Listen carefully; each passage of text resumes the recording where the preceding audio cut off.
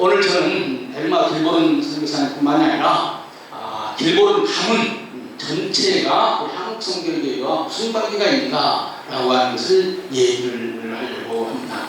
특별히 이런 얘기들은 우리 신학을 공부하는 사람들에게는 우리 성결교회 전통 가운데 이런 요소도 있었다고 하는 것을 알게 하는 계기가 되고, 또 사회복지를 하시는 분들에게는 사회복지가 어떤 배경에서 나가는가라고 하는 것을 이해하게 하는데 도움이 될 수 있다고 생각합니다.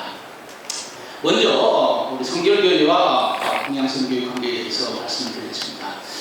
간단하게 이런다면 한국성결교회는 동양선교회의 작품입니다.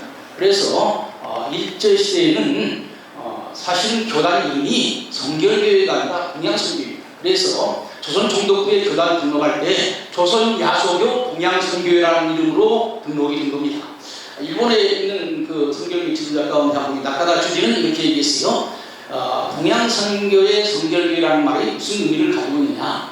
동양선교회라는 말은 교파 이름이고, 성결교회, 성결이라는 말은 그 교파가 강조한 강조점이다. 이것을 순복음교회와 비교해서 생각을 하면 잘 이해할 수 있습니다. 순복음교회의 교파 이름은 하나님의 성교입니다. 그런데 하나님의 성교가 강조하는 것이 순복음이거든요. 그래서 순복음교회라고 말하는 것입니다. 이만큼 성결교회와 그 동양선교회는 밀접한 관계를 가지고 있는 것입니다. 그러면은 동양선교회와 성결교회를 연결하는 연결고리가 누구냐? 제가 생각할 때는 엘마 길보른 선교사라고 생각합니다. 길보른 가문이라고 생각합니다. 많은 선교사님들이 있어요. 그러나 그 가운데 키가 되는 그 선교사님은 엘마 길보른 가문, 그 길보른 가문이 이 키가 되는 요소가 된 것입니다. 길보른 가문은 3대째 걸쳐가지고 우리 교단을 위해서 이루어졌습니다. 제 첫 번째 세대가 E.A. 길보른, 이분이 동양선교회 창립자 가운데 한 분입니다. 그 다음에 그 둘째가 2대가 E.L. 길보른, 보통 버드 길보른이라고 부릅니다. 이분이 2대 선교사였고요. 3대가 에드윈 엘마, 에드윈은 서울신학대학 2대 학장을 하신 분이고, 엘마 선교사는 사실은 우리 조정남 박사님과 더불어서 우리 공관 프레스키 건물을 지은 그런 분인 것입니다. 그래서 3대에 걸쳐가지고 우리 성결교회를 위해서 이루어졌습니다. 사실 한국장로교회가 언더우드 가문, 마펫 가문을 크게 높입니다. 그래서 언더우드 가문을 통해서 하나님께서 어떻게 연세대학교를 이끌어 가셨는가, 또 마펫 가문을 통해서 하나님께서 어떻게 장로교회를 이끌어 가셨는가 하는 것을 많은 사람들이 얘기합니다만은, 사실 그 못지않게 길보른 가문을 통해서 어떻게 한국 성결교회와 한국 사회를 위해서 이랬는가라고 하는 것을 기억하는 것도 매우 중요한 일인데, 사실은 그런 일을 잘하려면은 후손들이 잘하고 후배들이 잘해야 되는데, 그런 책임을 서울신학대학교가 갖고 있다고 생각을 합니다. 오늘 저는 길보른에 대해서 자세한 얘기를 할 시간이 없습니다. 그러나 제가 이렇게 길보른 강좌의 강의를 준비하려고 쭉 자료를 찾아보니까 이미 연구를 많이 해놨어요. 우리 성결교회 분들은 연구를 해놔도 잊지를 않으면서 연구가 없다 이렇게 얘기를 하는데, 사실 많이 연구가 되어 있습니다. 특별히 길보른 논총에는 여러 교수님들이 길보른을 여러 차원에서 잘 정리를 해놨습니다. 사실 쓰는 것도, 연구하는 것도 중요하지만 연구하는 것 못지않게 그것을 읽는 것도 중요합니다. 강좌를 들으신 분들 한번 길보른 논총을 읽어주시기를 바랍니다. 여기에는 서울신학대학의 여러 분야에 걸친 교수님들, 성서신학, 또 저희신학, 역사신학, 실천신학 여러 분야에서 연구가 있습니다. 저는 오늘 교회사 역사적인 측면에서 길보른 가문과 우리 한국성결교회 관계에 대해서 전체적인 그림을 그리려고 생각합니다. 그래서 먼저 동양선교회를 만드는 데 있어서 E.A. 길보른이 어떤 역할을 했는가, 그 다음에 초기 성결교회 역사에서 길보른 가문이 어떤 역할을 했는가, 마지막으로 해방 이후 우리 한국성결교회에 길보른이 어떤 관계를 맺었는가 하는 것을 세 파트로 나눠서 제 얘기를 하려고 합니다. 먼저 첫 번째 파트, 동양선교회 창립과 E.A. 길보른, 1대 길보른입니다. 그 관계에 대해서 말씀을 드리겠습니다. 사실은 동양선교회 창립자가 누구냐라고 했을 때 말하는 사람마다 다 다릅니다. 가장 보통 얘기하는 것은 동양선교회 창립자는 카우만과 나카다 주지라고 말합니다. 카우만은 미국분이고 나카다 주지는 일본분입니다. 일본에서 얘기할 때는 카오만과 길보는 그 다음에 그 나카다 주지와 사사오 데사부로 네 사람을 얘기합니다. 그래서 길보르는 사실은 카오만의 동역자이고 사사오 데사부로는 나카다 주지의 동역자였습니다. 그런데 미국 OMS 본부회가 오면은 카오만과 카오만 부인을 더해서 다섯 사람이라고 창립자를 얘기를 합니다. 그러면 우리 한국에서 어떠냐? 우리 한국에서는요 그 다섯 사람 가운데서 두 사람만 얘기합니다. 이명진 목사님 약사에 보면은 동양선교회 창립자, 그래서 누구만 나오냐면은 카오만하고 길보르만 나오고 있어요. 왜 그럴까요? 우리가 일본에 의해서 식민지를 경험했기 때문에 일본 사람 두 사람 넣는 것이 껄끄러운 것입니다. 그래서 나카다 주지와 사사오 데사부로는 빼고 그랬어요. 그 다음에 카오만 부인은 여자이기 때문에 뭐 부부 가운데 한 사람만 들어가면 되지, 이런 생각으로 그렇게 했다고 생각이 됩니다. 그러면은 카오만과 길보른이 한국 성결교회에 있어서는 OMS의 창립자라고 되어 있는데, 카오만과 길보른과 우리 한국 성결교회는 어떤 관계가 있냐? 제가 생각할 때는요, 한국 성결교회가 제일 처음에 만들어질 때는 카오만의 역할이 크다고 생각을 합니다. 사실 일본 성결교회로부터 분리돼서 한국 성결교회가 생겨지는 결정적인 이유 가운데 하나는 바로 우리 학교 때문에 그런 것입니다. 카오만이 미국에서 우리 학교를 짓는 많은 돈을 모금해 왔습니다. 그리고 그것을 한국에다 학교를 짓는다고 했을 때 일본의 그 대표인 나카다 주지가 그걸 반대했습니다. 그 많은 돈을 일본에다 투자해서 일본에다 동경성사학원을 확대하면 좋지, 왜 한국에다 짓느냐? 그것 때문에 두 사람 사이에 큰 갈등이 벌어지게 된 것입니다. 그래서 사실은 그 서울신학대학은 카오만이 자기가 모금한 돈을 나카다 주지와 갈등에도 불구하고 여기 학교를 세운 거예요. 그러면서 그때 이제 왜 우리가 한국의 성결교 신학교를 세워야 되는가라고 하는 네티 카오만 부인의 그 글이 있는데, 거기에 보면은 이 학교가 무슨 정신으로 세워졌는가가 자세히 잘 나오고 있습니다. 제가 카오만 강좌 그 팜플렛 제일 뒤에 번역된 말을 실는데 그걸 제대로 읽어본 사람이 거의 없습니다. 이런 측면에서 저는 어떤 면에서 생각해보면은 한국 성결교회가 밤낮 정체성 그러는데 공부를 안 하고 정체성 얘기만 하는 거예요. 이런 점에서 좀 아쉽게 느끼는 것입니다. 그러면은 이런 점에서 이제 그 길보른이 한국 성교회에 큰 기여를 했는데, 제일 처음에는 카오만이 중요한 역할을 했어요. 그런데 나중에 이제 1917년 카오만이 일본에서 사역을 하다가 아파서 미국으로 돌아가게 되었습니다. 미국으로 돌아가게 되니까 그때부터 길보른이 한국 사역을 책임졌습니다. 사실 그 당시에 그 한국 성결교회의 책임자는 존 토마스였습니다. 이것이 토마스 홀이지요. 존 토마스였지만은 실질적으로 중요한 일은 일본에서 다 왔습니다. 카오만이 오든지 길보른이 오든지 일본에서 배 타고 타고 와가지고 중요한 일, 심지어 뭐 충청도에 교회 하나 세운 것도요, 다 일본에서 와가지고 이거 세워야 되는지 안 세워야 되는지 라고 하는 것을 결정하고 돌아갔습니다. 그만큼 초기 그 길보른 가문과 한국 성결교회 관계는 깊습니다. 얘기가 조금 지나갔습니다만, 우선 동양성교회 창립에 있어서 길보른이 미친 영향을 살펴보면요, 길보른은 못 봐도 웨슬리안 성결운동의 철저한 사람이었습니다. 카오만의 그 전도를 받아가지고 구원의 체험을 했습니다. 그러나 성결운동은 구원의 체험은 1차적인 체험이라고 가르치고 그 다음에 2차적인 체험이 있다고 하는 것을 배웠습니다. 그래서 길보른도 열심히 그것을 추구했고, 그래서 2차적인 은혜를 체험했습니다. 그것을 성령 세례라고 불렀던 것입니다. 그래서 그 카오만은 그 성결에 대한 강조를 아주 많이 했어요. 특별히 1920년대에 카오만은 우리가 어떻게 해야 성결의 은혜를 체험하느냐라고 하는 글을 발췌했다가 매달 연재를 했던 것입니다. 그리고 그것이 책으로도 나와 있습니다. 그래서 한국 성결교회 성결론은 어떻게 보면 카오만이 우리가 어떻게 성결을 체험하느냐라고 하는 그런 글들을 읽고 이게 성결이구나 라고 하는 것을 배운 것입니다. 그래서 제 첫 번째 말씀을 드리고 싶은 것은 그 길보른은 성결의 은혜에 그 분명한 체험을 가지고 있었던 사람이다. 또 한 가지는 모디 성사학원을 졸업했다고 하는 것입니다. 이것도 매우 중요합니다. 왜냐하면 동양선교회는 선교를 단지 이론적으로만 전하는 것이 아니라 실질적으로 전도하는 전도 사역자를 양성하기를 원했습니다.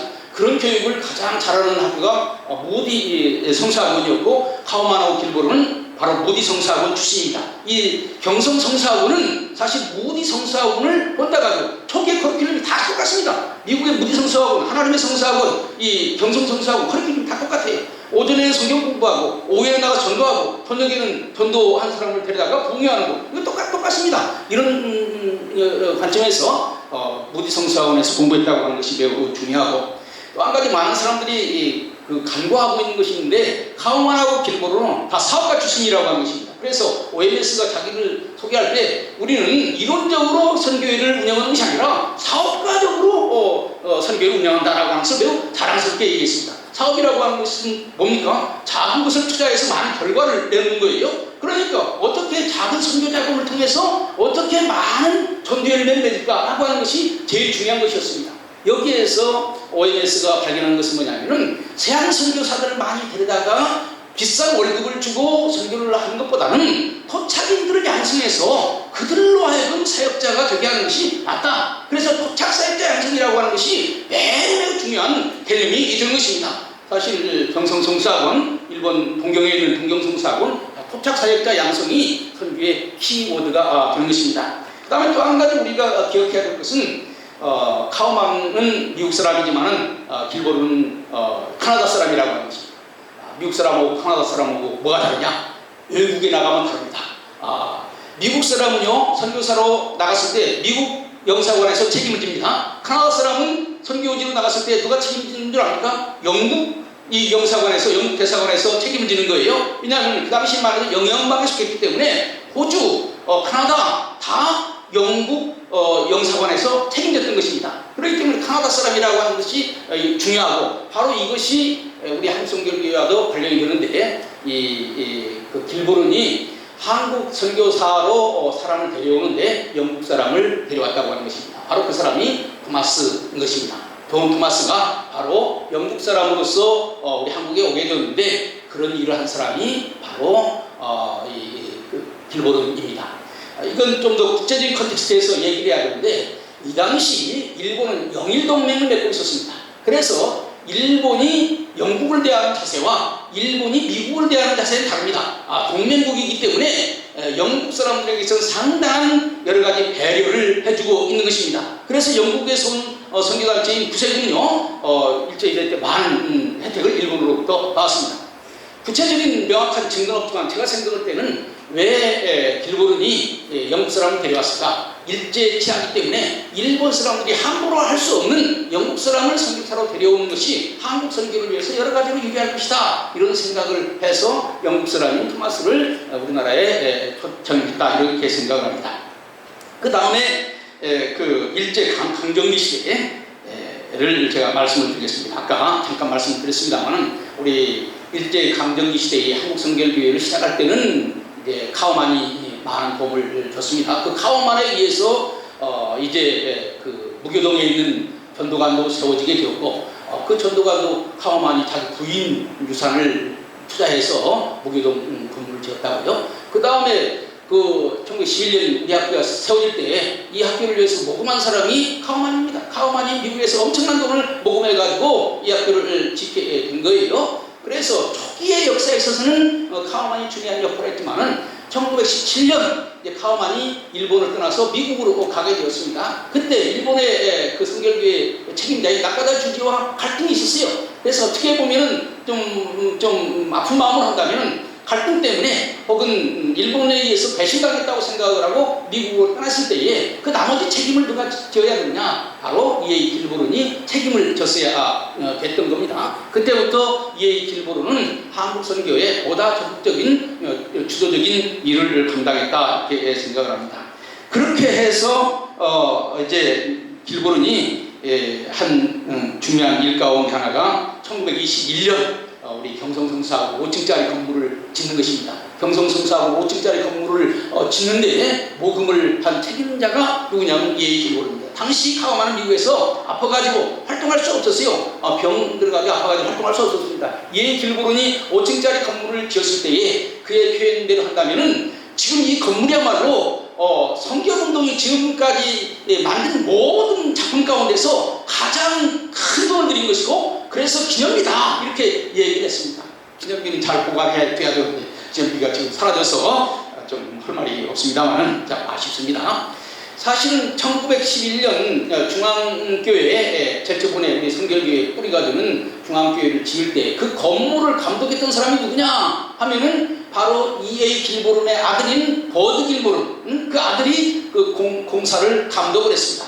그리고 1914년이 무슨 해냐, 우리 성결교회가 최초로 안수식이 있었습니다. 그때에 이명진 목사님도 안수를 받았는데 그때에 버드 길보론도 안수를 받았습니다. 그러니까 길보론 2세 버드 길보론은 한국 성결교회에서 안수를 받은 사람입니다. 이명진 목사님이랑 같이 안수를 받았어요.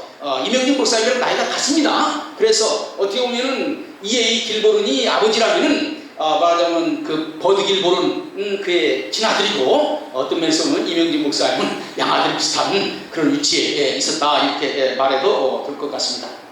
그러면은 이제 그 건물을 짓고 나서 동양선교회 본부가 일본에서 우리 한국으로 오게 됐습니다. 여러분들 한국에요, 1921년에서부터 1929년까지 동양선교회 본부가 한국에 있었습니다. 여러분들 좀 설명하려면 복잡하지만은 교파 선교는 본부가 본국에 있습니다. 그러나 페이스 미션, 신앙 선교는 본부가 현지에 있는 겁니다. 이것이 중요하게 다른 거예요. 그래서 일본에 있던 본부가 한국으로 오게 되었고, 바로 그 본부를 이끌어갔던 사람이 아버지 E.A. 길보론, 아들 버드 길보론이었던 거예요. 그만큼 1920년대에는 한국 땅이 동양선교에서는 매우 중요한 그 지역이었던 것입니다. 그러니까 그 이전까지만 해도 일본이 동양선교의 선교의 핵심 지역이라면 1920년대 들어서서는 동양선교의 핵심 사역이 바로 한국이 되었던 것입니다. 그래서 이제 E.A. 길보론은 그 동양선교의 부총재, 총재는 카오만이고 수석 부총재가 E.A. 길보론이었고, 수석 부총재 겸 한국 책임자로서 길보론이 여기서 활동을 하게 된 거죠.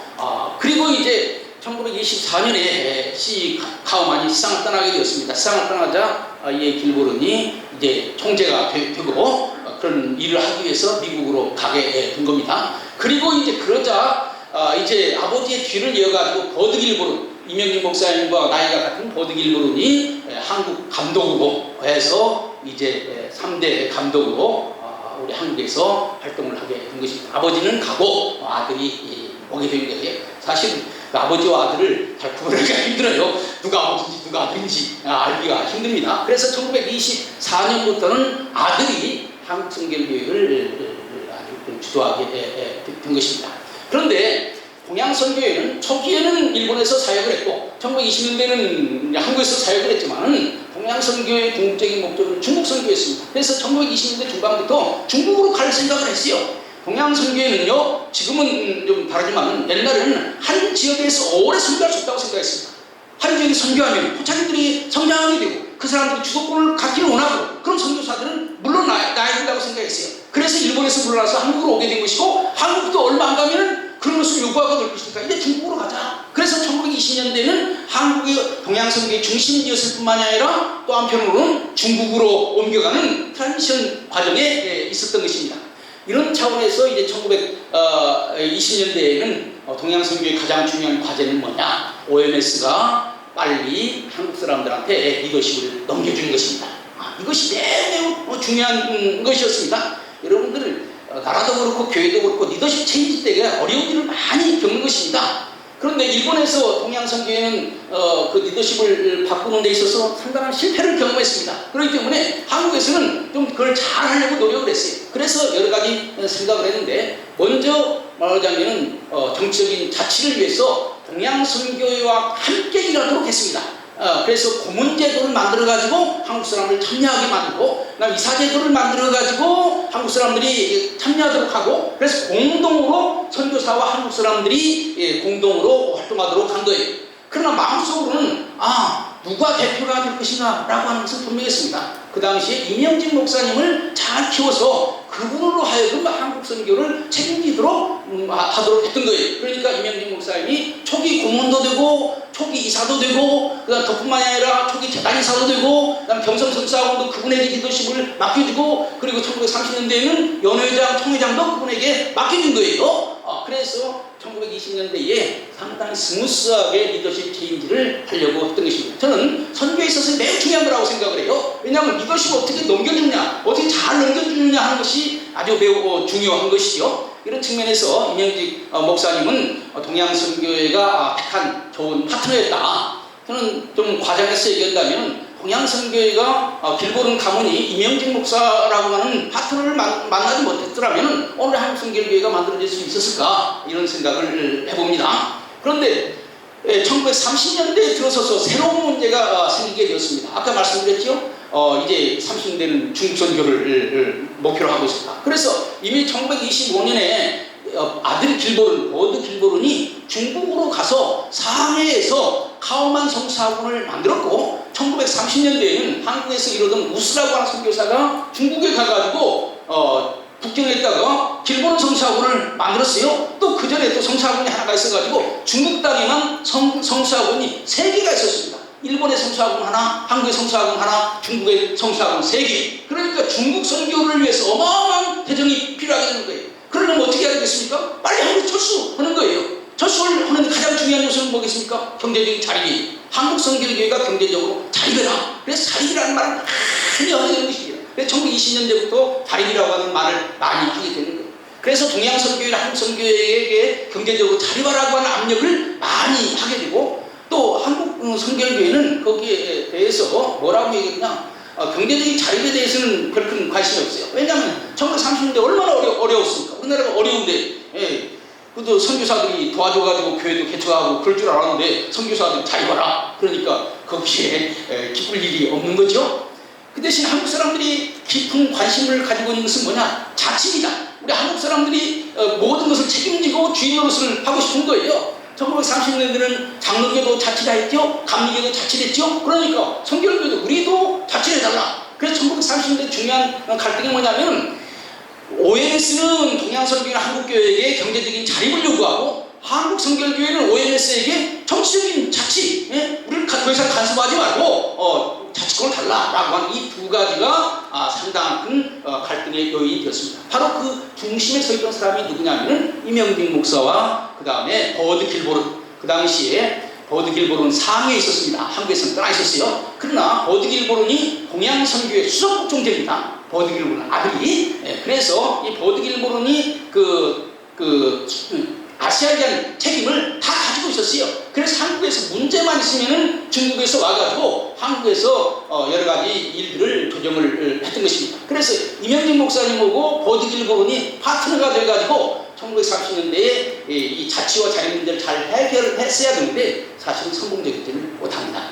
왜 그러냐 하면은 동양선교회는 무리하게 자립을 강요를 했고 한국성결교회는 이제 자치권을 달라. 그래서 OMS는 나가라. OMS는 더 이상 우리 한국성결교회의 중요한 결정권을 가져서는 안 된다. 이렇게 얘기하니까 OMS가 지금까지 오랫동안 많은 중요한 일을 했는데 우리 보고 나가라? 이건 말이 안 된다. 그래서 갈등을 일으키게 되었고 그래서 결국 OMS는 자기들이 가지고 있는 것이 재정이니까 월급을 안 준다고 그랬다고. 큰 일입니다. 1935년에 한국성결교회가 경험한 가장 큰 아픔 가운데 하나가 1935년에 이루어졌는데 뭐 자세한 얘기는 할 시간이 없고요. 어쨌든지 간에 제가 볼 때는 OMS도 점진적인 자립을 유도했어야 했고 한국성결교회도 OMS의 입장을 좀 이해를 했어야 했는데 그것이 제대로 된 커뮤니케이션이 이루어지지 못해가지고 성결교회가 부정나는 그러한 어려움을 겪었습니다. 좀 에피소드 한 가지 얘기한다면 바로 이때에 누가 있었느냐? 엘마 길보른이 한국에 있었습니다. 이때 서울에서 뭐 있었냐면 서울에서 학교를 다니고 있었습니다. 그런데 동양선교회가 미국에서 오는 선교자금은 작고 그걸 쓸 때는 많고 그러니까 어떤 일을 했냐면 미국에서 한국으로 선교기를 보내주면은 한국에서 달러로 환전하는 것과 상해에서 달러로 환전하는 가격이 완전히 배가가 되는 거예요. 그래서 엘마 길보른의 자서전에 보면은 자기가 이제 방학 때가 되면 자기 아버지가 있는 상해로 가는데 그때마다 자기 호주머니는 수만 달러의 돈을 가지고 있어가지고 조선에서 받은 돈을 이제 중국으로 가서 상해에서 환전하는 거예요. 환전하는 겁니다. 그래가지고 그렇게 되면 조선에서 환전보다 배가 비싸기 때문에 돈이 많아지게 됩니다. 나중에 이제 이것을 누가 알아가지고 이걸 문제 삼아가지고 사실 아까 얘기한 그 갈등 가운데는 이 재정 문제도 역시 포함되어 있습니다. 엘마 길보른이 본인이 스스로 자서전에다 밝힌 거니까 얘기를 해도 괜찮겠죠? 어쨌든 간에 이런 일로 인해서 말하자면 그런데 결국 이명진 목사님은 분열하는 쪽으로 OMS와 싸우는 쪽으로 간 것이 아니라 결국 버드 길보론과 같이 손을 잡아서 한국성결교회는 OMS 쪽으로 나간 그룹과 OMS 쪽과 함께하는 그룹과 그 다음에 OMS를 떠난 그룹으로 두 그룹으로 나눠지는데 이명진 목사님은 OMS와 함께하는 그룹 속에 속해 있던 것이고 그것을 개선한 것이 오늘 기독교 대한성결교회가 되는 것입니다. 그 다음에 시간이 있기 때문에 일제시대에 대해서 간단하게 얘기를 하겠습니다. 1940년 선교사들이 떠났습니다. 선교사들이 본격적으로 온 것은 1949년에 왔어요. 그래서 10년이라고 하는 그 빈 공백이 있었던 것입니다. 돌아와서 보니까 동양선교회와 우리 한국성결교회 관계는 옛날 관계가 아닙니다. 그 사이에 한국성결교회는 완전히 독립을 했고 그래서 교단은 완전히 동양선교회에서 독립으로 나가게 되는 거예요. 그래서 교단에서 명칭 가운데 동양선교회는 빠졌습니다.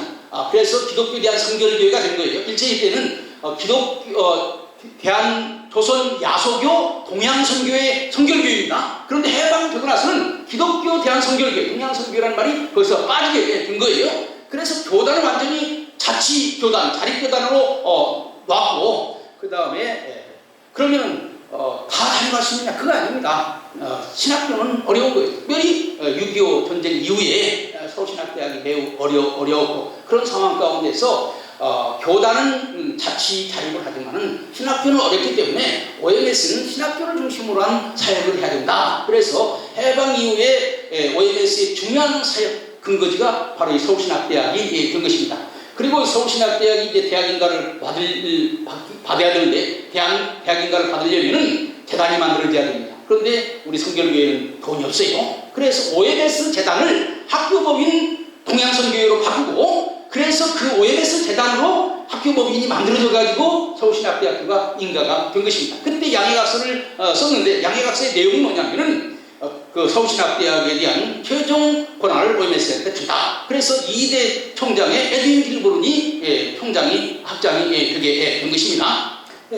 그러나 이제 그 뒤에 1920년대 리더십을 잘 넘겨주는 것처럼 OMS가 1928년, 29년에 아까 설교하신 우리 조중남 박사님께 리더십을 잘 이해하게 해주셨습니다. 제가 볼 때는 1920년대 리더십 이양보다 1920년대의 서울신학대학교 리더십 이양이 더 스무스하게 잘 이루어졌다. 이런 점에서 그 에드윈 길보론이 학교를 책임지고 있었다고요. 에드윈 길보론과 우리 조정남 목사님의 그 리더십 체제는 잘 이루어진 것이고 성공적인 것이다 이렇게 말할 수 있고요. 하나의 중요한 점은 바로 서울신학대학교라면 또 하나의 중요한 점은 엘마 길보론에서 움직이는데 이것이 바로 사회복지 사업인 것입니다. 그래서 이것이 더 중심이 돼서 얘기를 했어야 하는데 언제 또 얘기를 또 사람이 있겠지요. 그래서 이 엘마 길보론은요 폭넓은 사람입니다. 그래서 제일 중요한 것은 그 엘마 길보론이 미국 NA와 관련을 맺고 있습니다. 그 당시에 WC를 중심으로 한 구단체가 있었고 미국의 NA, 복음주의적인 NA를 통한 그 구호단체가 있었는데 바로 엘마 길보론이 그 NA를 중심으로 하는 구호단체의 한 책임자였던 거예요. 이 도움을 우리 한국성결교회는 엄청나게 많이 받은 것입니다. 또 하나는 뭐냐면은 바피얼스 월드비전하고 엘마 길보론 친구입니다. 그래가지고 바피얼스가 제주번에 미국에서 모금해 왔을 때 그 모금한 돈을 누구한테 줬느냐? 엘마 길보론한테 줘가지고 엘마 길보론이 그 돈을 한국성결교회에게 전달해서 한국성결교회가 구제사업을 많이 하게 된 것입니다. 그래서 해방 이후에는 에드윈 길보론을 통해서는 그 서울신학대학교 엘마 길보론을 통해서는 구호사업 이렇게 해서 계속 활동을 했고 한 가지만 더 얘기한다면 바로 64년에 여성과 기성이 분열되었다가 다시 합해졌는데 거기에서 마지막 최종적인 결정을 누가 했느냐? 이명진 목사님하고 그 아버지 그 E.L. 길보론, 버드 길보론이 서로 만나서 우리가 옛날부터 같이 힘을 합해가지고 했는데 예성기성 나눠서 싸우는 것은 옳지 않다. 서로 같이 내자. 그래가지고 1964년에 에드윈 길보론과 이명진 목사님이 서로 합의를 해서 하자. 그래서 이루어진 것이 1차 통합운동입니다. 이런 점에서 엘마 길보론 가문은 한국성결교회와 뗄래야 뗄 수 없는 그런 관계를 가지고 있다. 어떤 면에서는 연세대학교가 언더우드를 높이는 것처럼 또 장로교회가 마페 가문을 높이는 것처럼 서울신학대학은 그 길보른 가문에 대해서 충분히 연구하고 그분들이 끼친 그런 공헌을 기억하는 것이 우리 학교가 해야 될 일이고 기독교에 대한 성결교회가 해야 될 일이라고 생각을 합니다.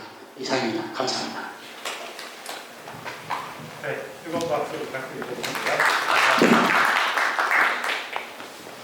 예, 이어서 우리 양용희 교수님 나오셔서 지역사회 복지관의 사회적 기능, 돌봄 서비스를 중심으로 라는 제목으로 발제해 주시겠습니다.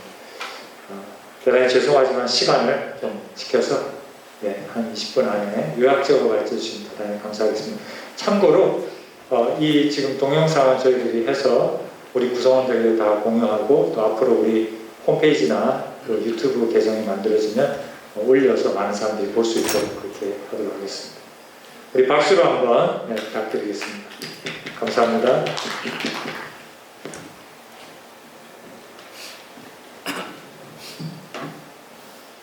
네, 사회복지학과 양용희 교수입니다. 우리 사회복지라는 주제를 가지고 우리 사회복지학과 학생들뿐 아니라 우리 타 학과 학생들, 또 우리 신학을 전공하는 우리 학과 학생들하고도 이야기를 나눌 수 있게 된 걸 굉장히 기쁘게 생각하고 좀 중요한 어떤 한 계기가 될 수 있다 생각됩니다. 오늘 그 주제가 지역사회복지관의 개념, 또 이제 돌봄 사업을 중심으로 그랬는데 제가 발표한 것은 이제 돌봄 사업을 좀 포함한 지역복지 공동체를 중심으로 이렇게 좀 이제 제목이 소제목이 좀 바뀌었습니다. 오늘 이제 주어진 시간 내에 이 내용들을 원고를 다 하려고 그러면은 좀 시간이 제한되기 때문에 요약해서 여러분하고 얘기하고요.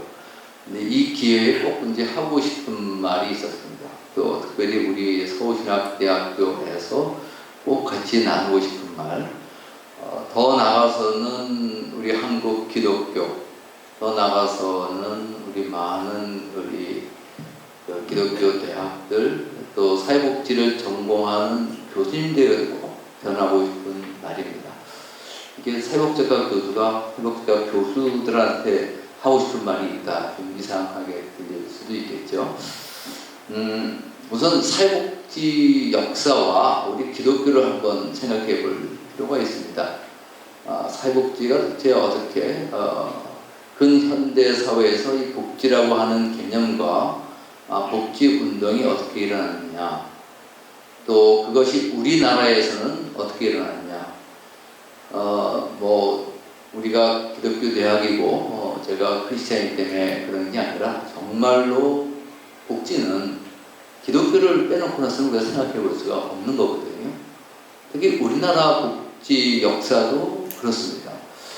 그런데 최근에는 이제 이 복지와 우리 기독교라고 하는 것이 조금 이렇게 좀 괴리 현상이 좀 일어나고 있는 그런 안타까운 것을 보죠.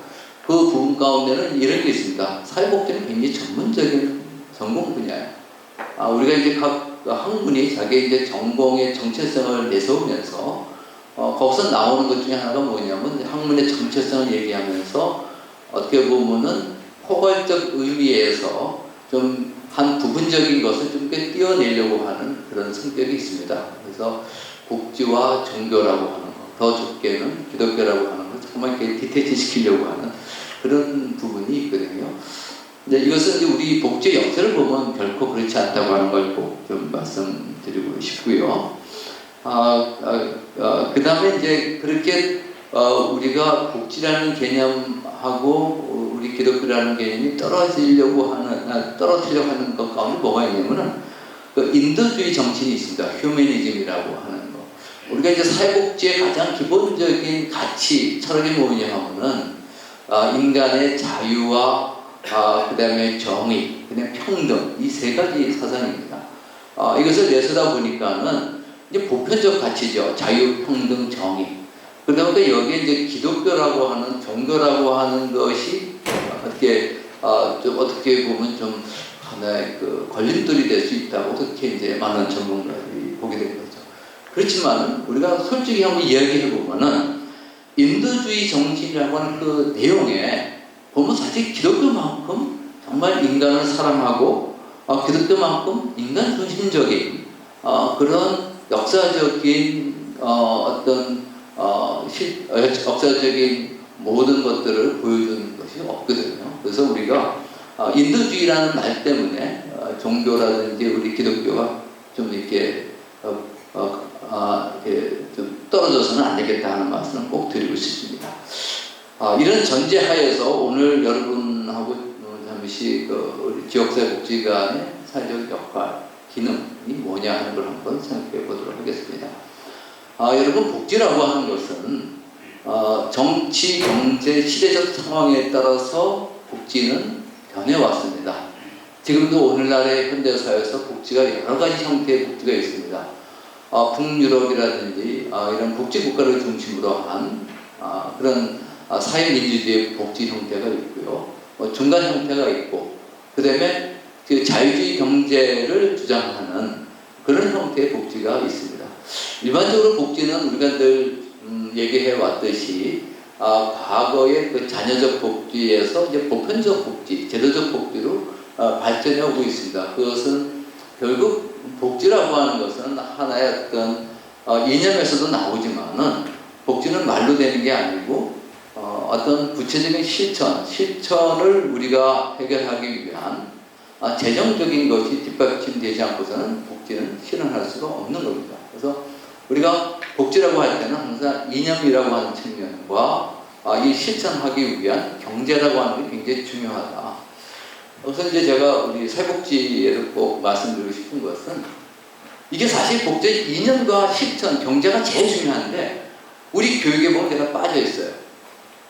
어떻게 보면은 복지의 이념과 관련된 저희 과목은 사회복지 윤리와 철학 제일 중요한 거죠. 내가 왜 복지를 하느냐에 대한 철학적인 이해가 없이 복지를 한다고 하면 사실 힘이 없거든요. 근데 또 복지에 중요한 것은 경제입니다. 우리 많은 사회복지하는 분들이 정부가 복지 예산을 늘려달라 계속 얘기합니다. 그런데 정부가 어디서 돈이 하나요? 공무원들이 자기네가 노동해서 돈 벌어서 주는 게 아니고 그것은 결국 경제입니다. 개인이나 기업이 경제활동을 잘 돌아가서 그들이 내는 세금을 가지고 하기 때문에 복지에서는 이 경제 논리라든지 경제에 대해서 몰라서는 사실 복지를 할 수 없는 거거든요. 근데 참 아이러니하게도 우리 교육을 보게 되는 거는 이념에 대한 교육도 많이 빠져 있고 경제에 대한 교육도 많이 빠져 있습니다. 그 내용이 오늘 여러분하고 나누고자 하는 우리 사회복지관의 사회적 역할하고도 굉장히 밀접한 관계가 있다. 자, 시대적인 변화에 따라서 가장 큰 시대적 변화가 뭡니까? 정치, 경제, 사회, 문화, 이데올리가 변하는 거죠. 과거의 왕정 시대부터 오늘날의 민주, 자유주의 시대 이렇게 자본주의에 오는 이데올리의 변화거든요. 그 다음에 또 큰 변화가 뭐냐면 결국 뭐냐면 사람들이 먹고 사는 문제, 경제 구조의 변화입니다. 그러니까 가장 큰 변화, 산업혁명 이후에 여러분들이 아시는 대로 자본주의가 형성이 되고 공산주의, 사회주의와 이데올로기 대립이 되고 오다가 지금 어쨌든 전 세계가 신자유주의라는 큰 틀, 자본주의 시장 경제라고 하는 큰 틀 안에 우리가 놓이게 됐죠. 일부 국가에서 이제 사회주의가 있습니다만은 사회주의 국가조차도 이제는 러시아나 중국에도 자본주의 경제 논리가 들어가서 주식시장이 열리고 있다고 하는 걸 보게 되면 어쨌든 우리가 살고 있는 이 사회는 또 경제 논리에서 움직이고 있다. 자, 그러면 이러한 큰 흐름, 우리 사회의 이런 정치 이데올로기가 바뀌고 우리가 살아가는 먹고 사는 문제, 경제에 대한 모든 시스템과 구조와 가치가 변하는데 과연 우리 사회복지는 어떤 위치에 있는가? 좀 더 우리가 직접 말해서 사회복지관은 어떤 위치에 있는가를 한번 생각해 보고자 합니다. 자, 우리나라의 사회복지 역사를 보게 되면요, 크게 보면은 사회복지 역사는 결국은 거의 근현대 국가에서는 영국에서 미국으로 가고, 물론 영국 이외에 많은 그 당시에 유럽의 국가들, 독일이라든지 이런 나라들도 복지에 대한 여러 가지 제도라든지 사회보장 제도를 택했습니다만은 특히 우리나라에 많이 영향을 과거 미친 것은 영국의 복지 시스템이 미국으로 건너가고 그것이 우리나라에 그대로 들어왔다고 하는 사실입니다. 그러면 영국의 복지를 보게 되면 처음 시작한 사람이 누구냐면요. 되게 두 부류가 있었습니다. 하나는 크리스찬들, 하나는 중산층들. 그 시대적 상황을 보게 되면 산업혁명 이후에 농촌에서 도시로 오면서 빈곤계층이 생기고 실업 문제가 생기고 주거환경의 문제가 생기면서 누군가는 이들을 도와야 되겠다 해서 나선 사람들이 우리 기독교인입니다. 그 영국의 19세기 세틀먼트 무브먼트 운동을 전개한 사람들이 다 기독교 청년들이고 목사님. 오늘 우리가 사회복지관의 역사라고 할 수 있는 최초의 복지관, 우리가 인보관이라고 하죠. 인보관이라고 하는 것은 바로 네이버후드 센터 그래서 지역사회 내에서 지역 주민들을 위해서 그들에게 복지 서비스, 주거, 교육 이런 서비스를 주는 거라고 할 수가 있는데요. 최초의 인보관, 영국에 있는 런던에 저도 가봤는데 토인비 홀입니다. 그걸 만든 분이 그냥 바넷 목사님이죠. 그래서 이 이제 1884년도 만들어지고 그것이 이제 미국으로 건너가서 1889년도 시카고의 홀하우스 이 모든 주체들이 다 크리스천들이거든요. 자, 그것이 이제 우리나라에 좀 일찍 들어왔습니다. 1906년도에 우리나라에 들어와서 이제 원산에서 우리나라에서 이제 복지의 최초의 모습이 이제 이루어지게 됩니다. 이제 우리나라에 들어와서 원산에서 1906년도에 메린 롤즈 감리교 선교사가 특히 여성들의 계몽사를 위해서 이런 복지 사업을 전개했고요. 이것이 좀 더 제도화되고 어떤 좀 더 틀을 갖춰주게 된 것은 또 감리교 선교부가 1921년 지금 인사동이죠. 옛 순화궁터에 건물을 마련해서 그 마이어스 선교사가 태화 여정안의 초대 단장이 됩니다. 이것이 우리나라의 최초의 좀 근현대적 의미에서 복지관이라고 할 수 있습니다. 그 후에 일제시대 때 몇몇 군데 이와 같은 지역사회 복지 기능을 만든 인보관들을 설치했었고요. 1959년도에 이제 이화여자대학교가 사회복지관을 대학에서 처음 설립해서 운영을 했습니다. 우리나라 최초의 사회복지학과가 어디냐면은 이화여자대학교입니다. 그 이름도 뭐냐면은 기독교 사회사업학과입니다. 그러니까 서울대학이나 유수한 대학보다도 최초에 생긴 우리나라 사회복지 전문 교육도 이화여자대학에서 시작했죠. 그 이후에 몇몇 대학들이 복지관을 운영을 했고 그때 이제 이런 선교사들이 하는 사회복지 지원 사업들이 우리나라 해방 이후 한국전쟁 이후에는 주로 외국의 NGO들이 들어와서 했는데요. 참 우리나라는 역사적으로 굉장히 중요하고 참 의미 있는 그런 세계사 속에서도 큰 장을 우리가 갖고 있다고 봅니다. 지금 세계에서 가장 큰 개발 NGO 중에 대표적인 데가 월드비전인데요. 여러분 아시는데 월드비전이 아까 우리 박 교수님께서 말씀하신 밥 피러스 목사님에 의해서 세워졌거든요. 또 그분이 우리 일본은 선교사님이 이명재 목사님 만난 것처럼 밥 피러스 목사님 누가 말하면 황정진 목사님을 만났거든요.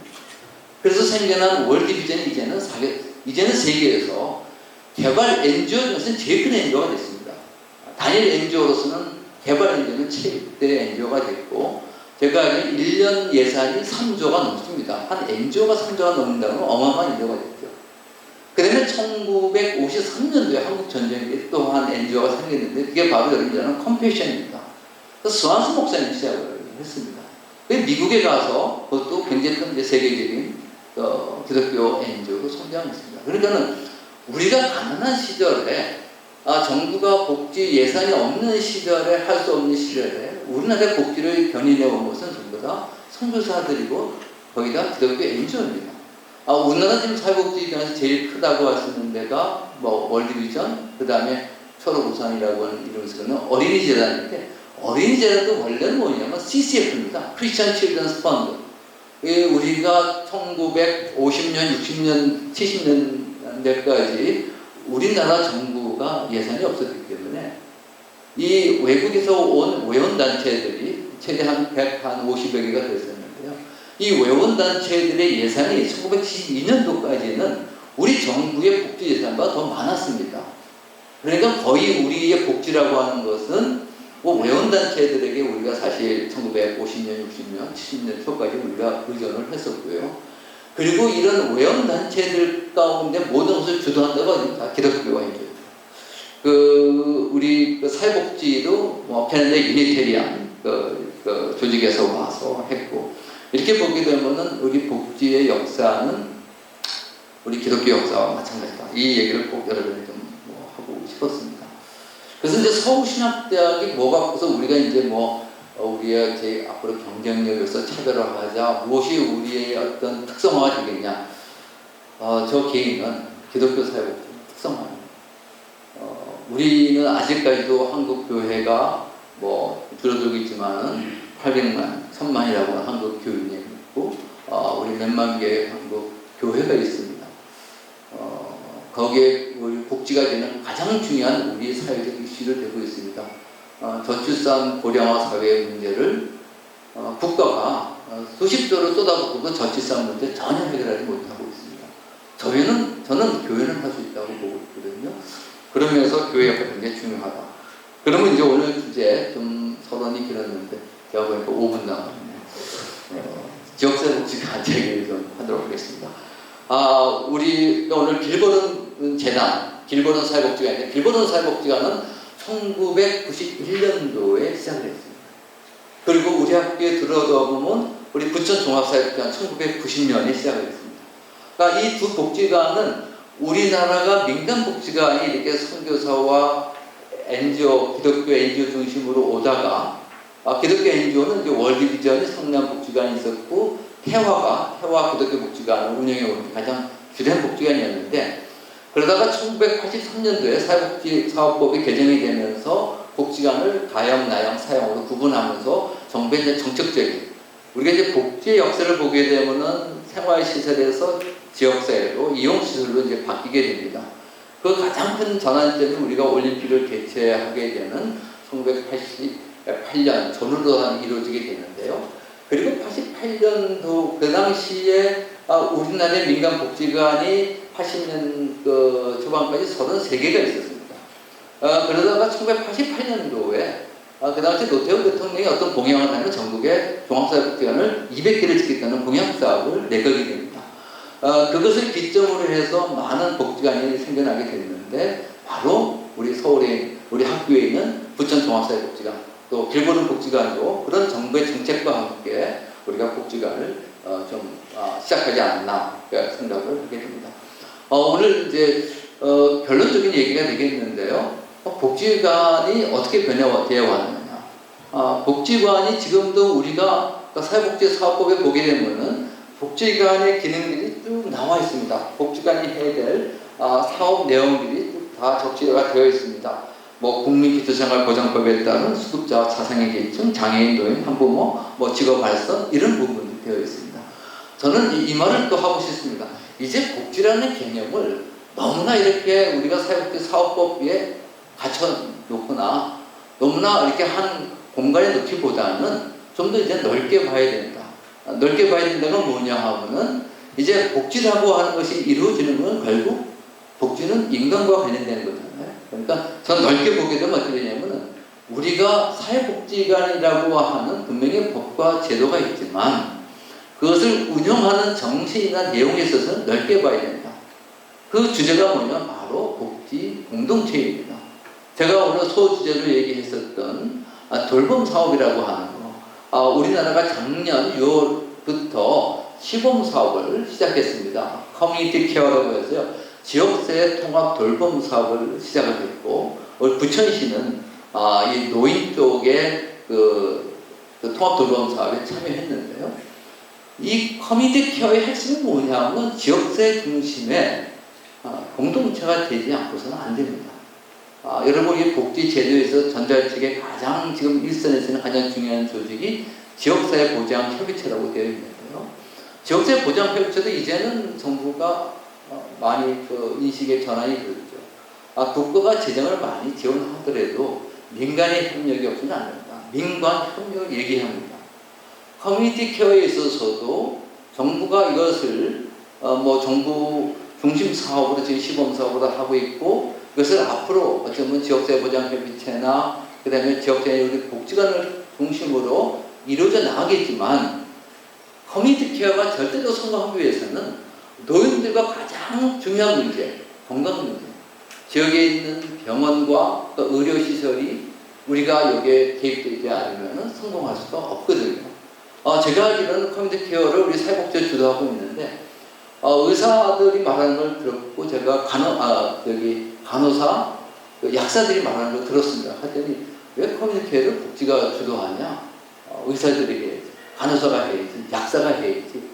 다 자기네 주체적인 것을 주장하고 있습니다. 그래서 이것은 누가 하냐가 중요한 게 아니고 지역사회 네트워크가 필요한 겁니다.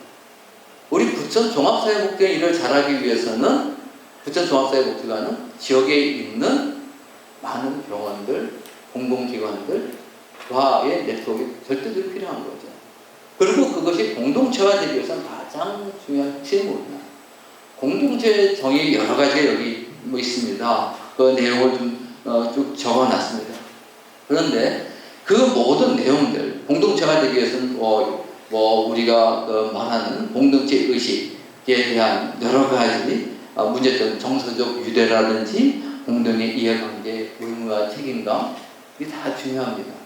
그래서 우리는 그것을 최근에 사회적 경제 조직에서는 사회적 자본, 소셜 캐피탈이라는 말을 합니다. 소셜 캐피탈의 가장 기본은 뭐냐면 트러스트입니다. 신뢰.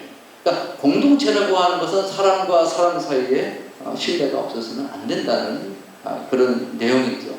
그러면 이 신뢰를 줄 수 있는 가장 중요한 결속단체가 뭐냐? 저는 사실 교회가 그 기능을 해야 된다고 봅니다. 오늘 많은 사람들이 한국교회에 실망을 하고 있습니다. 실망할 일들을 많이 했죠. 그럼에도 불구하고 그러면 한국사회 시민사회에 많은 우리 비전과 희망을 걸겠는가? 저 역시 꽤 오래 살았습니다. 올해 이제 제가 정년 퇴임인데 수십 년 동안 부분적으로 시민사회에 참여도 하고 희망도 걸어보고 많이 했습니다. 시민사회가 역할도 많이 했죠. 하지만 그것이 절대적인 대안이 될 수 없다는 또 그런 결론을 받게 되었습니다. 그래서 우리가 복지 공동체, 이 사회복지관이 복지 공동체로서의 역할을 해야 되지 않겠는가 생각을 합니다. 그리고 그 복지 공동체는 기존에 있는 여러 공동체, 여기 제가 공동체 유형을 종교 공동체, 복지 공동체, 경제 공동체, 지역 공동체, 마을 공동체. 근데 이 모든 공동체의 가장 핵심은 뭐냐면 인간 중심적으로 가는 거고, 우리가 인간 중심적으로 간다고 했을 때 많은 사람들이 그것은 인본주의, 신본주의를 이렇게 갈라치기 하는 것처럼 인간 중심적인 것에 대해서는 교회의 설자를 자꾸만 이렇게 도외시하는 그런 경향이 있는데, 그것은 뭔가 우리가 다시 바로 잡아야 되겠다. 우리 기독교 역사를 보거나 우리 사회복지 역사를 보더라도 교육부는 가장 중추적인 역할을 했고, 특히 우리나라에서도 가장 핵심적인 그런 역할을 했다. 그래서 이제는 마지막으로 우리는 사회복지관이 지역 주민들과의 관계, 지역 공동체로서 사람 공동체, 사람을 중요시 여기는 우리가 성경에서 말하는 하나님 사랑, 인간 사랑, 이것을 실천하는 공동체로서의 사회적 역할을 할 때 그 외에 나머지는 전부 다 테크니컬한 문제입니다. 저는 그것은 다 기술적으로 할 수 있는 문제인데, 가장 기본적인 여기 철학, 우리 이념, 정신, 이게 빠지게 되면요, 사실 사회복지는 아무것도 나눌 수가 없습니다. 기술적인 것은 우리가 열심히 배워서 하면 됩니다. 또 그것을 위해서 우리가 거기에 이념과 철학이 있으면은 열심히 공부도 하고 지식도 하게 되고 헌신도 하게 된다 이렇게 생각을 하고, 우리 서울신학대학교 학생 여러분들이 사회복지를 전공하지 않는다고 하더라도 복지는 인간이 살아가는 데 가장 중요한 핵심적인 요소입니다. 또 우리 기독교가 말하는 하나님 사랑, 인간 사랑에 있어도 가장 중요한 핵심 요소입니다. 여러분들이 우리 하나님 사랑과 함께 인간 사랑을 복지를 통해서 실현하는 여러분이 되시면 고맙겠습니다. 감사합니다.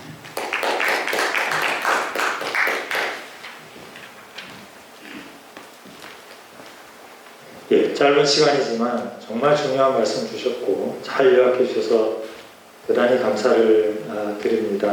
신학에서도 공동체라고 하는 개념은 너무나 신론에서 삼위일체론에서 좀 중요하게 다뤄지고 있는데 영역을 떠나서 역시 시대적으로 하나님께서 요구하시는 것이 비슷한 게 아닌가, 예, 다시 한번 깨달음을 얻게 됐습니다. 감사드리고요. 이제 마지막으로 이봉재 교수님께서 나오셔서 비영리 조직의 블록체인 기반 기부금 관리 시스템에 관한 탐색적 연구, 최신 4차 산업혁명 기술의 하나인 블록체인 기술 기반으로 어떻게 비영리 조직이 이것을 활용할 것인가라는 주제로 말씀해 주시겠습니다. 뜨거운 박수로 환영해 주시기 바랍니다. 네, 저는 그 준비된 원고를 읽는 것으로 발표를 대신하도록 하겠습니다. 1페이지입니다. 우리나라의 기부 문화 수준은 OECD 국가들과 비교할 때 여러 면에서 상당히 저조한 실정입니다. 먼저 기부 참여율은 영국이 57%, 캐나다가 84%에 비해서 우리나라는 34.5%에 불과하며 GDP 대비 기부 총액에 있어서도 미국이 2%, 뉴질랜드가 1.35%인 것에 비해서 0.87%로서 많은 차이를 보이고 있습니다. 그런데 더 큰 문제는 해마다 기부 인원과 기부 금액 총액 및 1인당 기부 금액이 점점 줄어들고 있다는 점입니다. 선행 연구들은 우리나라의 기부 문화 활성화가 더딘 이유와 사람들이 기부를 하지 않는 가장 큰 이유로 모금 기관의 투명성에 대한 신뢰가 없기 때문이라고 설명하고 있는데, 이는 기부 문화의 활성화를 위해 모금 기관에 대한 신뢰성 제고와 투명성 확보가 대단히 중요한 과제임을 의미한다라고 볼 수 있습니다. 한편 현재 비영리 조직의 기부금 관리 시스템은 모금과 기부금의 집행 등과 같은 운영 전반을 은행에 의존하는 구조입니다. 즉 기부 참여자들은 자신이 거래하고 있는 신뢰할 수 있는 은행 시스템을 통해서 기부금을 송금하고, 모금단체는 개설된 계좌를 통해 기부금을 모금하는 방식인 것입니다. 하지만 암호화폐인 비트코인이나 이더리움으로 우리에게 익숙한 블록체인 기술은 기부금 관리 체계에 있어서 은행과 같은 신뢰할 수 있는 시스템 혹은 매개체가 없더라도 기부자와 모금단체 당사자 간 직접 자금을 이체할 수 있는 기능들을 제공할 수 있습니다. 특히 블록체인 기술의 장점들인 투명성, 신뢰성, 신속성, 효율성 등은 기부 문화의 확산과 모금단체의 운영 투명성 제고에 큰 기여를 할 것으로 전망되고 있습니다. 현재는 블록체인 기술이 금융권을 중심으로 주목받고 있지만 앞으로 제조뿐 아니라 문화예술계, 공공분야 등에 이르기까지 전방위적으로 그 기술이 활용될 것으로 예상됩니다.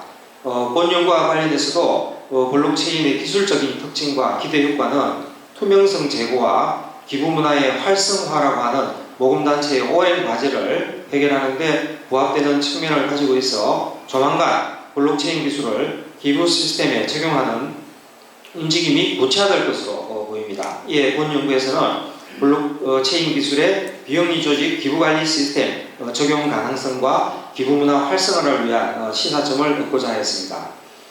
먼저 비영리 조직과 기부입니다. 아시다시피 비영리 조직이란 NGO와 유사한 개념으로 공공목적에 봉사하는 정부와 기업 이외의 자발적 비영리법인 단체를 말합니다. 그래서 3페이지 보시면 2019년 현재 전국의 비영리법인 단체는 총 51,666개로 파악되고 있습니다. 비영리 조직은 많은 경우에 사회적 가치 또는 공공의 목적을 달성하는 데 기여할 것이라는 사회 구성원의 신뢰를 전제로 활동하고 있으며, 이를 기반으로 일반 시민들은 아무런 대가를 바라지 않고서 정기적으로 또는 부정기적으로 본인들의 재정을 기부하고 있습니다. 4페이지 넘어가시면요. 이에 따라서 개인 및 단체로부터 기부금을 받은 비영리 기관은 기부금을 해당 목적에 맞게 사용하여야 하는 책무성을 지게 되며, 재정 운영의 투명성 확보는 기부단체에 있어서 무엇보다도 중요한 과제가 아닐 수 없습니다. 실제로 보건복지부와 문화체육관광부가 2014년 실시한 조사에 의하면 기부자가 기부금 단체를 고를 때 가장 많이 고려하는 사항은 바로 기부금의 투명한 운영이라고 답하고 있는 것을 알 수 있습니다. 그리고 비영리 조직의 입장에서도 기부자의 기부는 주요한 수입원으로서 조직 활동의 안정성과 독립성 그리고 설립 목적의 달성을 성취하는 중요한 수단이기 때문에 기부자들로부터 신뢰성을 제고하는 것이 기부단체의 목적 달성과 생존을 위해서 절대적으로 중요할 수밖에 없다고 보입니다. 5페이지에 보시면은 이제 블록체인 기술의 개념 및 적용 부분이 되겠습니다. 블록체인 기술을 세상에 처음 알린 것으로 유명한 나카모토 사토시가 블록체인을 이렇게 만든 데에는요, 기존의 전자상거래 방식이 제3자 신용기관에 의한 거래에 의존함으로써 거래 비용의 상승과 더불어 고객에게 필요 이상의 개인 신용 정보를 요구하는 등의 한계를 직시하였기 때문입니다. 이에 대한 대안으로 사토시가 제안한 것이 제3자 신용기관 없이도 거래 당사자 간의 직접적인 거래를 가능하도록 만든 블록체인 기술인 것입니다. 우리가 특별히 이 블록체인 기술에 주목해야 하는 이유는 인터넷이 우리의 일상생활을 대부분 바꾸고 있는 것처럼 앞으로 인터넷에 비견될 만한 우리 삶의 각 분야들에서 블록체인 기술을 기반으로 변화될 가능성이 상당하기 때문입니다. 그리고 지금까지 확인된 분명한 사실은 새로운 기술의 등장은 개인의 삶과 사회의 작동 방식의 다양한 변화를 초래하였다는 점입니다. 예를 들어서 스마트폰의 등장으로 인해 손바닥 안의 자그마한 배달 앱 하나가 우리 사회의 유통혁명을 이끌고 있음을 일상적으로 우리는 경험하고 있습니다. 그리고 이러한 변화는 개인의 SNS 활동이나 시장에 국한된 것뿐만이 아니라 거대한 정부의 행정 서비스 분야에도 영향을 미치고 공공부문의 혁신을 이끌기도 합니다. 특히 블록체인 기술이 가지고 있는 강점인 정부의 투명성 강화, 비용 절감 효과, 개인정보 보호, 공공행정 서비스의 실시간 처리 등으로 인해서 전 세계적으로 국가 차원에서 블록체인 기술을 활용하기 위한 노력들이 활발하게 전개되고 있습니다. 예를 들어서 영국 정부는 블록체인 기술을 기반으로 한 공공서비스 혁신을 추진하고 있고요. 또 미국 국가보건정보기술국은 각종 보건의료 데이터의 저장 및 활용을 위해서 블록체인 기술을 활용하고 있는데 민감 정보인 의료 데이터를 수집, 저장 및 공유, 활용하는 과정에서 신뢰성과 보안성 문제를 해결하기 위해서 탈중앙화된 블록체인 기술을 활용하는 것은 의료정보 통합관리 기반 마련을 위한 대안으로서 떠오르고 있습니다. 우리나라에서도 현재는 연구개발 중이거나 시범사업 수준에서 추진되고 있지만 관세청 개인 통관 시스템이라든지 국토부의 부동산 거래 시스템이라든지 선거관리위원회 온라인 투표 시스템 등등에 있어서 이 블록체인 기술을 기반으로 한 공공부문의 혁신 시도 사례들이 있습니다. 4차 산업혁명 시대의 가장 큰 특징 가운데 하나는 사람과 사람 그리고 사물과 사물이 온라인과 오프라인을 넘나들면서 서로 긴밀하게 연결되어 있기 때문에 그 어떠한 주체도 혼자만의 힘으로 생존할 수 있는 것이 거의 없다는 사실입니다. 이러한 이른바 초연결 사회에서는 투명성과 지식 공유가 무엇보다도 중요한 가치가 아닐 수 없습니다. 그리고 상호 간의 협업과 도난의 분산, 개방성 확대 등은 경쟁력 확보 차원에서 반드시 수행해야 하는 과제가 또한 아닐 수 없습니다. 이러한 차원에서 블록체인 기술은 4차 산업혁명 시대에 가치들이 구체화되고 실현될 수 있도록 뒷받침해주고 있기 때문에 그 중요성이 더욱 높게 평가되고 있습니다. 나아가서 블록체인은 사회 구성원들 사이에 참여와 협업, 신뢰를 강조하는 사회적 추세를 포괄적으로 해결할 수 있는 대안으로 평가받기도 하고 있습니다. 10페이지로 넘어가시면요. 그래서 지금까지 살펴본 블록체인 기술은 기부 문화의 확산 및 기부금 운용의 투명성 제고를 위해서 중요한 시사점을 제공하고 있다고 보여집니다. 기부금 모금 및 기부단체의 운영에 이 블록체인 기반 관리 시스템 기술은 다음과 같은 차원에서 활용될 수 있습니다. 블록체인의 분산형 구조 특성은 기부금 운용의 투명성을 높이는 역할을 합니다. 즉, 모금이 이루어지고 전달되는 과정에서 모든 거래 참여자가 거래 내역을 들여다볼 수 있기 때문에 기부금 운용의 투명성이 확보될 수 있는 것입니다. 또한 블록체인의 분산 장부를 통한 거래는 기부금 수혜자에게 직접 전달될 수 있으므로 이 기존처럼 중개자를 거치지 않아도 돼서 행정 비용을 줄일 수 있고 송금 수수료 또한 부과되지 않는다는 장점이 생깁니다. 따라서 블록체인 기술을 기반으로 한 기부 모금 및 모금 활동은 기부자 입장에서는 후원 대상자를 명확하게 알 수 있으며 기부 경로라든지 사용 출처 등에 대한 투명성을 강화시킬 것으로 기대할 수 있습니다. 이 점에서 블록체인 기술은 기존의 기부 및 모금 방식에 대한 대안이 될 것이며 기부단체의 신뢰 수준 제고로 인해서 우리 사회의 기부 문화 확산에도 획기적인 변화를 가져올 것으로 전망할 수 있습니다. 블록체인 기술을 기반으로 한 기부금 관리 시스템 구축 모형을 제시한 선행 연구들은 공통적으로 블록체인 기술을 통해서 기부금 관리 내역에 대한 투명성 그리고 위변조 방지를 보장할 수 있고 기부금 관리에 기부자와 수혜자의 직접 참여가 가능하고 기부단체 입장에서도 보다 효율적인 기부금 관리 여부가 가능하다는 장점을 제시하고 있습니다.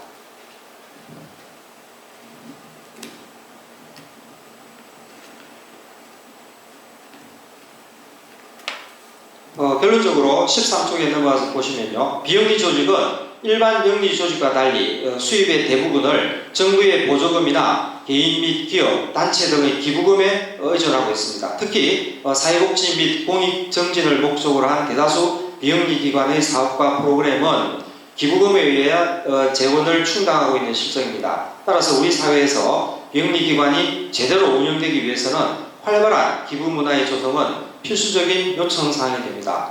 블록체인 기술을 기반으로 한 기부 분야 시스템 구축이 비영리 조직의 투명성 강화와 이를 통한 기부 문화 활성화에 성공적일 것으로 전망하는 이유는 블록체인 기술이 가지고 있는 다양한 효과들, 불변성, 최종성, 출처 증명, 합의 형성 등의 특징과 이를 통해서 기대되는 보안성, 신뢰성, 투명성, 신속성, 확장성 등의 장점 때문입니다. 특히 기부 행위와 기부단체의 운영과 같이 빈번한 상호 데이터 전달과 검증, 강력한 보안과 자동화된 업무 처리가 필요한 영역에서 블록체인 기술의 적용은 매우 유용하기 때문에 의외로 조기에 사회적 수요가 발생할 가능성이 높습니다. 하지만 블록체인은 기반 기술로서 블록체인을 기부 분야에서 실제적으로 활용 가능하도록 하는 추가적인 응용 기술과 연관된 주변 기술이 아직 발전 단계의 시점에 있는 점은 조속한 기부 시스템 혁신의 한계로 작용하고 있습니다. 또한 블록체인 기술을 기부 분야에 활용하기 위해서는 기부단체와 금융기관 및 유관 비즈니스 분야와 관계된 프로세스상의 변화가 필요한 만큼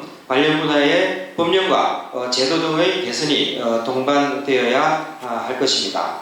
이 블록체인 기술은 현재 기술적인 성숙도가 낮은 단계이지만 높은 잠재력을 가지고 있으며 앞으로 기부 문화 활성화를 위한 차원에서 큰 영향력을 행사함으로써 기부 시장의 변화를 주도할 것으로 전망이 되고 있습니다. 본 연구에서는 현재까지 블록체인 기술을 기반으로 한 기부 분야 시스템 구축 관련 선행 연구가 거의 없는 상태에서 블록체인 기술의 전반적인 이해 및 기부 분야 적용의 장점을 중심으로 이야기하였습니다. 따라서 향후 블록체인 기술이 본격적으로 기부 분야에 적용되어 활용되는 시점에는 이 기술과의 관련성 속에서 제기되는 여러 가지 문제와 활성화에 영향을 미칠 수 있는 다양한 변인들에 대한 연구가 진행되어야 할 것으로 생각됩니다.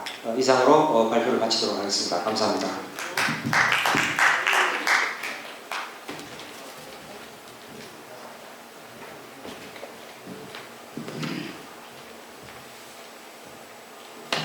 예, 짧은 시간 동안에 귀한 연구 발표를 공유해 주셔서 대단히 감사를 드립니다. 오늘 귀한 말씀을 전해주신 우리 조정남 총장님 감사드립니다. 또 세 분의 발제 진심으로 감사드리고 또 조창영 장로님께서 또 길보름 재단에 대해서 소개해 주시고 또 이 행사를 후원해 주신 것에 대해서 대단히 감사를 드립니다.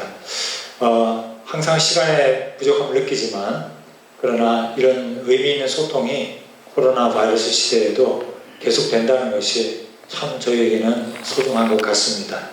오늘 아무쪼록 길보름 가문의 또 성결교회에 끼친 영향과 공헌들 우리가 새기고, 또 앞으로 사회복지학과를 중심으로 해서 또 서울신학대학과 웨슬리 신학연구소가 길보른 재단과 앞으로도 더 협업하면서 또 웨슬레가 외쳤던 사회적인 또 성결의 실천에 대해서도 우리가 관심을 돌리는 그러한 귀한 작은 계기가 되었으면 좋겠습니다.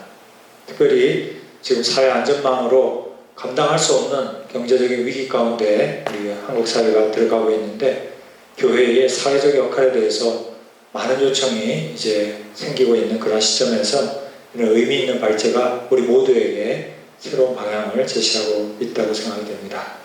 자, 너무 감사드리고요. 그러면 기도로 이 모든 행사를 마치도록 하겠습니다. 하나님 아버지 감사드립니다. 오늘 제4회 길보른 기념 강좌를 통해서 저희들에게 새로운 도전을 주시고 깨달음을 주시고 또 성결교회의 역사에 대한 새로운 안목을 허락해 주심을 감사드립니다. 하나님, 저희들이 이 모든 깨달음을 가지고 우리 서울신학대학과 또 우리 성결교회가 우리의 사역이 나아갈 바를 인도하여 주시고 어려운 가운데 있는 세상에 빛과 소금의 역할을 감당할 수 있도록 도와주시옵소서. 오늘 수고하신 우리 한 분 한 분의 순서자들과 발제자들에게 주님 함께해 주셔서 그 노고를 위로하여 주시고 정말 헛되지 않게 귀한 열매로 이어질 수 있도록 주님 축복해 주시옵소서. 오늘 남은 시간도 주님 앞에 의지하고 감사드리며 우리 주 예수 그리스도 이름으로 기도드리옵나이다. 아멘.